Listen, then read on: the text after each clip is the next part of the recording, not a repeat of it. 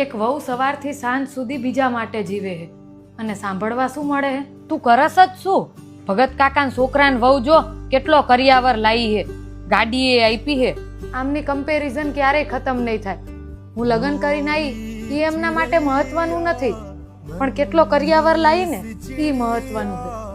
સાસુની કોઈ પણ વાતનું દુઃખ લાગે ને તો પતિને ફરિયાદ નહીં કરવાની, નહીં તો મારી માં વિશે હવે એક શબ્દ પણ બોલી હું ને તો મારો હાથ ઉપડી જાય. બા હું વિચારતી હતી કે મારા મમ્મીને મળી આવું. આટો દેવાના ખાલી 100 રૂપિયાડી આપશે, પેટ્રોલના ભાવ સાંભળ્યા હે, કઈ નથી જાવું.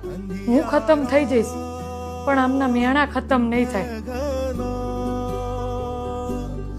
ઘરને બચાવતા બચાવતા એક વહુ ક્યારે ખતમ થઈ જાય ને એ ખબર નથી પડતી. ઘરે બેહીન તાર ખાલી ખાવાનું ને હુવાનું તો હે.